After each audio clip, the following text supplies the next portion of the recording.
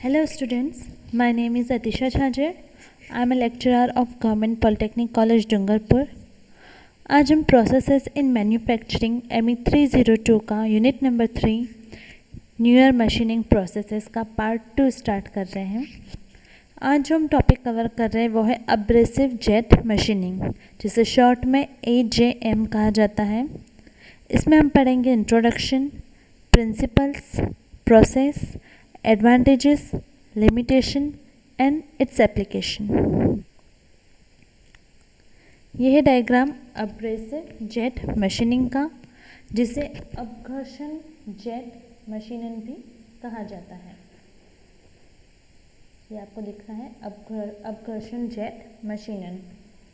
अपघर्षण jet machining धातु को उतारने की एक प्रक्रिया है। इस क्रिया का सिद्धांत इस बात में निहित होता है कि जब अपघर्षक कणों को उच्च गति पर नोजल से गुजार के किसी सतह पर टकराया जाता है तो उस सतह का टकराव होने लगता है। उससे क्या होता है, इसमें घिसाव होता है और उसके फलस्वरूप नई सतह का निर्माण हो जाता है।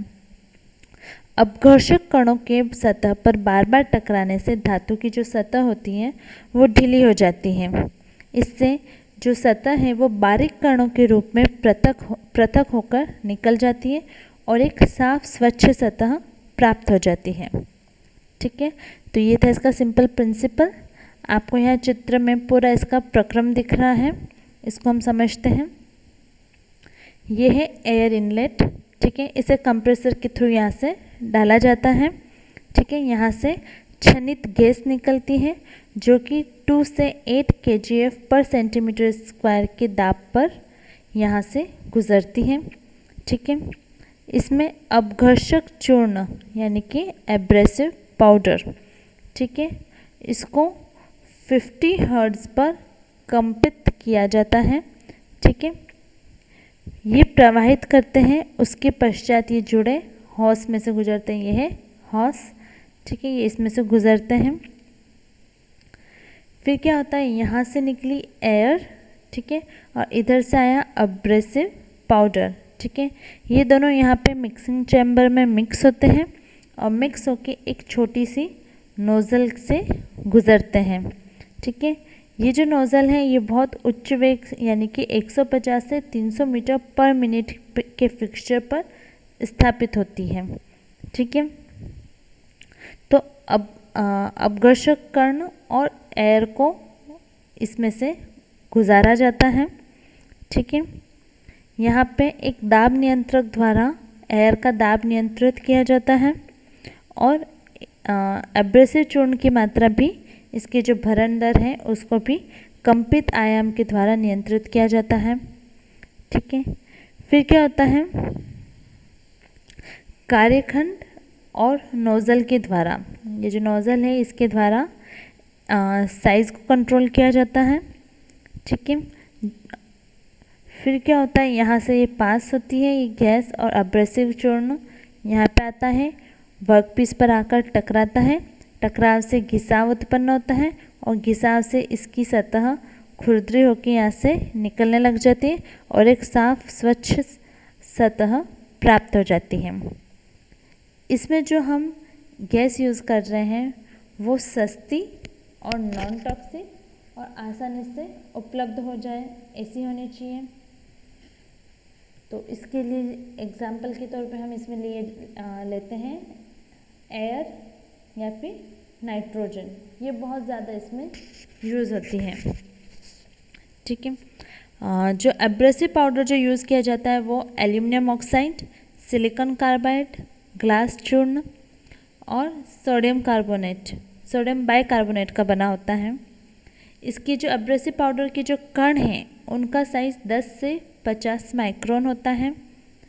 अगर हम बड़े यानी कि 50 माइक्रोन का यूज़ करते हैं एब्रेसिव पाउडर का, तो जो धातु पृथक्करण की जो दर है वो बहुत तीव्र हो जाती है और छोटे साइज़ों को यूज़ करते हैं तो पृथक्करण की दर कम हो जाती है, लेकिन जो सतह जो होती है, जो प्रिसीजन वर्क होता है वो छोटे साइज़ के एब्रेसिव पाउडर यूज़ करने से प्राप्त होता है।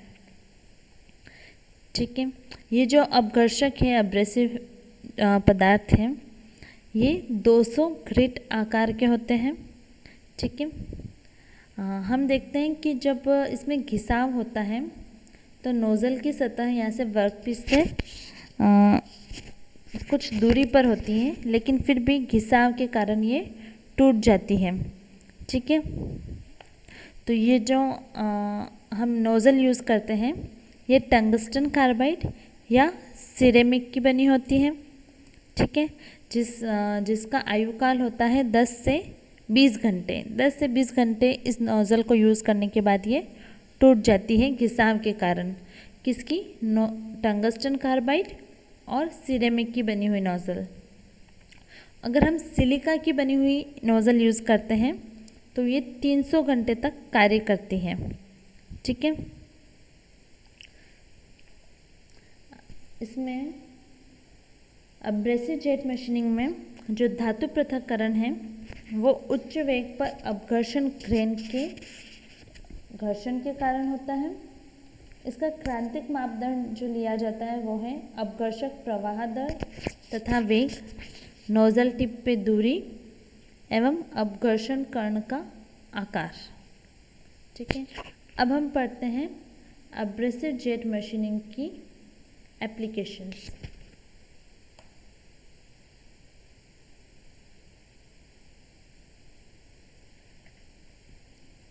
एब्रेसिव जेट मशीनिंग की एप्लीकेशन में फर्स्ट है कठोर, भंगुर और पतले सेक्शन के लिए उपयुक्त। तो ये विधि कठोर और भंगुर पदार्थों के लिए लाभदायक है और पतले सेक्शन पे बहुत स्पेशल रूप से ये प्रयोगनीय रहती है। सेकंड है धातु संचकन के पतले छिद्रों की सफाई संभव।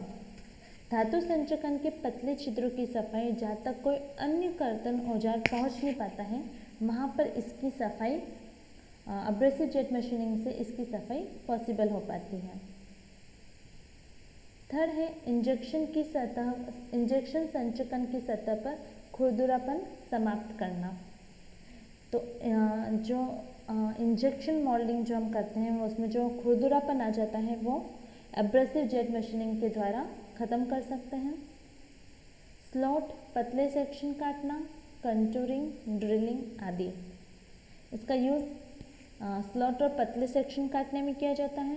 कंटूरिंग, ड्रिलिंग आदि क्रियाएं करने में भी इसका यूज़ किया जाता है। शीशे, ऊष्मासह पदार्थ, सेरेमिक और अन्य कठोर और भंगुर पदार्थों के पतले सेक्शन का जो मशीनिंग है वो इसके द्वारा कर सकते हैं। फिफ्थ है प्लास्टिक, नायलॉन, टेफ्लॉन के पार्ट्स की सफाई और पॉलिश। तो प्लास्टिक, नायलॉन, टेफ्लॉन से बने जो पार्ट्स हैं उनकी सफाई और पॉलिश करने में एब्रेसिव जेट मशीनिंग का यूज़ किया जाता है। शीशे की सतह पर कलात्मक खुदाई। शीशे की सतह पर डिज़ाइन बनाना। इस कार्य को करते समय क्या करते हैं, जिस सतह पर हमें कलात्मक खुदाई करनी है उस सतह को किसी से ढक देते हैं और फिर उसके बाद ये मशीनन किया जाता है तो एक खुरदुरी डिज़ाइन प्राप्त होती है। ठीक है। तो उससे एक कलात्मक खुदाई की जा सकती है। सेवंथ है शीशे के आंतरिक सतहों की कास्टिंग करना। तो ये थे अपघर्षक जेट मशीनन के अनुप्रयोग या एप्लीकेशन। नेक्स्ट है advantages of abrasive jet machining. First है प्रारंभिक लागत कम होना। सेकंड, भंगुर पदार्थों के पतले सेक्शन का मशीनन। थर्ड, औजार और कार्यखंड के मध्य सीधा संपर्क नहीं होना। फोर्थ, कम बिजली खर्च। फिफ्थ, अधात्विक पदार्थों का मशीनन संभव, इसलिए कार्यखंड का विद्युत का सुचालक होना इसमें ज़रूरी नहीं है। सिक्स्थ, संपर्क सतह पर ऊष्मा जनित न होने से परिवक्रण का खराब न होना। तो ये है advantages of abrasive jet machining. Next है limitation of abrasive jet machining.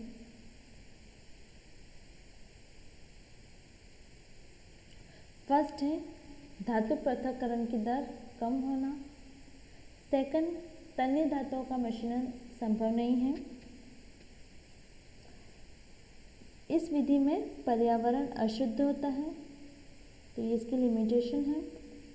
Fourth है नोजल के घर्षण की दर अधिक होना। फिफ्थ कार्य सतह पर अपघर्षण कणों का चिपकना। इससे क्या होता है, जो कार्य सतह है उस पर अतिरिक्त सफाई की ज़रूरत होती है, तो ये इसकी एक लिमिटेशन हो गई। इसमें एक्स्ट्रा और मशीनिंग की प्रक्रिया ऐड हो गई। सिक्स्थ प्रयुक्त अपघर्षक का पुनः उपयोग असंभव। तो इस विधि में जो हम अपघर्षक प्रयुक्त करते हैं उसको हम पुनः उपयोग नहीं ले सकते हैं। ये हो गई limitation of abrasive jet machining. तो मैंने आपको लास्ट लेक्चर में अल्ट्रासोनिक मशीनिंग पढ़ाया था, आज हमने पढ़ा अब्रेसिव जेट मशीनिंग। इन दोनों के अंदर डिफरेंस क्या है? अब्रेसिव जेट मशीनिंग में हम अपघर्षक यानी कि अब्रेसिव पदार्थों का यूज़, अब्रेसिव कणों का यूज़ करते हैं, जबकि अल्ट्रासोनिक में हम अपघर्षण का प्रभाव पराश्रव्य द्वारा तीव्रता से करते हैं। अब्रेसिव जेट मशीनिंग में वाहक द्रव्य का उपयोग नहीं होता, जबकि अल्ट्रासोनिक मशीनिंग में वाहक द्रव्य का उपयोग किया जाता है। अब्रेसिव जेट मशीनिंग की यथार्थता अल्ट्रासोनिक मशीनिंग से कम होती है, यानी कि अल्ट्रासोनिक मशीनिंग की यथार्थता अधिक है।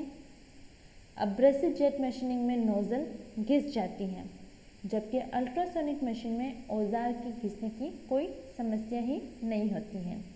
ठीक है, तो हम देख सकते हैं अल्ट्रासोनिक मशीनिंग ज़्यादा बेटर है अब्रेसिव जेट मशीनिंग से। इसका एडवांटेज बस एक यही है कि जो कठोर और भंगुर पदार्थ है और जो पतले सेक्शन है वहाँ पर ये विशेष रूप से इसको यूज़ किया जाता है।